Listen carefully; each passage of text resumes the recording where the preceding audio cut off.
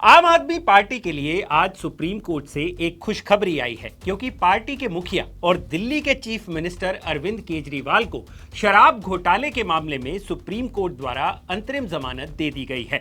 Supreme court ने अरविंद केजरीवाल को 1 जून तक के लिए अंतरिम जमानत दी है और 2 जून को उन्हें वापस सरेंडर करना होगा। जानकारी के मुताबिक सुप्रीम कोर्ट का ऑर्डर अब ट्रायल कोर्ट में भेजा जाएगा, जिसके बाद ट्रायल कोर्ट इस ऑर्डर को तिहाड़ जेल प्रशासन के पास भेजेगी। अब ट्रायल कोर्ट पर निर्भर करता है कि तिहाड़ जेल में वो ऑर्डर आज भेजती है या कल, और जब ये ऑर्डर तिहाड़ प्रशासन को मिलेगा उसके बाद ही अरविंद केजरीवाल जेल से बाहर आ पाएंगे। खैर, जमानत की खबर आने के बाद से ही ऐसा माना जा रहा है कि आम आदमी पार्टी में इलेक्शन से पहले एक नई जान फूंक दी गई है, जिसका फायदा आने वाले चुनाव में पार्टी को मिल सकता है। लेकिन बड़ा सवाल यह है कि सुप्रीम कोर्ट ने आखिर किस आधार पर अरविंद केजरीवाल को बेल दी है, क्योंकि खबर लिखे जाने तक सुप्रीम कोर्ट की तरफ से बेल ऑर्डर इशू नहीं किया गया था, जिसके चलते फिलहाल स्थिति क्लियर नहीं है। हालांकि अरविंद केजरीवाल की लीगल टीम ने लोकसभा चुनावों का हवाला देकर ही बेल की मांग की थी, जिसका ईडी ने विरोध भी किया था। तो इस वीडियो में मैं भूपेंद्र सोनी बताऊंगा आपको कि ईडी ने किस आधार पर अरविंद केजरीवाल की जमानत का विरोध किया था, जिसे आज सुप्रीम कोर्ट ने नकार दिया।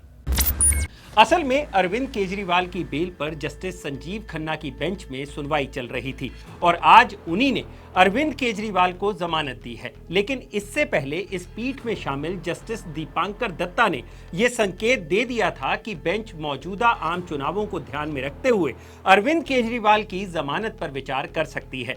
उन्होंने कहा था कि ये एक असाधारण स्थिति है और अरविंद केजरीवाल आदतन अपराधी नहीं है, जिसके बाद से शायद ईडी को ये समझ आ चुका था कि हो सकता है अरविंद केजरीवाल को बेल मिल जाए। जिसके बाद ईडी ने सुप्रीम कोर्ट में केजरीवाल की जमानत के खिलाफ कुछ दलीलें दी थी।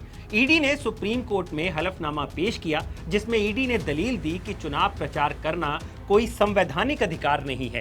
ईडी ने कहा कि अगर इस तरह किसी नेता को बेल दी गई फिर तो किसी भी नेता को गिरफ्तार करना ही मुश्किल हो जाएगा।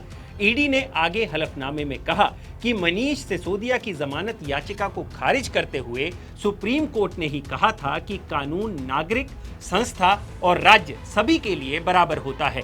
कानून सभी को बराबर का अधिकार देता है। ईडी ने आगे कहा कि याचिकाकर्ता यानी अरविंद केजरीवाल ने जमानत की मुख्य वजह में कहा है कि उन्हें जमानत इसलिए चाहिए ताकि वो 2024 के लोकसभा चुनावों में आम आदमी पार्टी के लिए चुनाव प्रचार कर सके। लेकिन 2017 में चुनाव आयोग बनाम मुख्तार अंसारी वाले मामले में सुप्रीम कोर्ट ने खुद कहा है कि चुनाव प्रचार करना कोई संवैधानिक या मौलिक अधिकार नहीं है और ना ही कानूनी अधिकार है। ईडी ने आगे दलील दी कि अब तक की जानकारी में किसी भी नेता को चुनाव प्रचार करने के लिए जमानत कभी नहीं दी गई है। अरविंद केजरीवाल तो चुनाव भी नहीं लड़ रहे हैं और अगर कोई उम्मीदवार भी कस्टडी में होता है तो भी उसे खुद के चुनाव प्रचार के लिए जमानत नहीं दी जा सकती। यही नहीं, ईडी ने 1977 के एक केस का भी जिक्र किया था। ईडी ने अपने हलफनामे में अपनी बात को मजबूती देने के लिए 1977 के केंद्र सरकार बनाम अनुकूल चंद्रा प्रधान मामले का जिक्र भी किया, जिसमें सुप्रीम कोर्ट ने न्यायिक हिरासत में रहे व्यक्ति को वोट देने के संवैधानिक अधिकार से भी वंचित कर दिया था। तब सुप्रीम कोर्ट ने ऐसा सेक्शन 62 सब सेक्शन 5 के तहत किया था। ईडी ने अपनी अगली दलील दी कि अगर अरविंद केजरीवाल को चुनाव प्रचार के आधार पर जमानत दी जाती है तो कल को हर नेता इसी के आधार पर जमानत की मांग करेगा। ईडी ने दलील दी कि पिछले 5 सालों में देश में 123 चुनाव हुए हैं। अगर चुनाव में प्रचार के आधार पर नेताओं को जमानत दी जाने लगी तो ना तो कभी किसी नेता को ही गिरफ्तार किया जा सकेगा और ना ही उसे न्यायिक हिरासत में भेजा जा सकेगा, क्योंकि देश में हमेशा कोई ना कोई चुनाव होता ही रहता है। ईडी ने फेडरल स्ट्रक्चर की भी बात की और साथ ही ये भी कहा कि इतने नेता मनी लॉन्ड्रिंग मामलों में जेल में हैं, तो एक नेता को स्पेशल ट्रीटमेंट क्यों दिया जाए। ईडी ने आगे अपनी दलील में कहा था कि अरविंद केजरीवाल को अंतरिम जमानत देना समानता के नियम के खिलाफ है। ईडी ने कहा था कि ये कैसे हो सकता है कि एक छोटा किसान और एक छोटे कारोबारी का काम रोक दिया जाए, लेकिन एक नेता को चुनाव प्रचार की अनुमति दे दी जाए जो खुद चुनाव भी नहीं लड़ रहा है।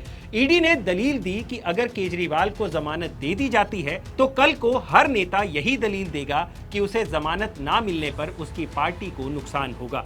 यही नहीं, ईडी ने सुप्रीम कोर्ट को यह भी याद दिलाया कि यही अरविंद केजरीवाल थे जिन्होंने ईडी के समन को चुनाव प्रचार का हवाला देकर दरकिनार कर दिया था। खैर, ईडी के इस हलफनामे के बाद केजरीवाल की लीगल टीम ने सुप्रीम कोर्ट में अंतरिम जमानत का विरोध करने वाले ईडी के हलफनामे पर कड़ी आपत्ति जताई थी।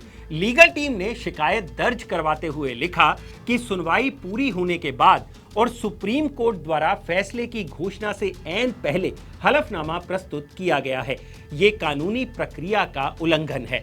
खैर, सुप्रीम कोर्ट में ईडी के हलफनामे पर इसलिए भी उंगलियां उठी थी क्योंकि सुप्रीम कोर्ट की अनुमति के बिना ईडी ने यह हलफनामा दाखिल किया था। जानकारों की माने तो हो सकता है इसी के चलते सुप्रीम कोर्ट ने ईडी के हलफनामे को दरकिनार कर अरविंद केजरीवाल को अंतरिम जमानत दी है।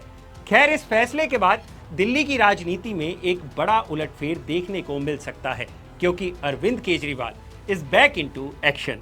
अगर आपको यह वीडियो पसंद आया हो तो इसे लाइक और शेयर जरूर करें और जानकारी से भरे ऐसे ही और वीडियोस देखने के लिए सब्सक्राइब करें हमारा चैनल अनकट। शुक्रिया।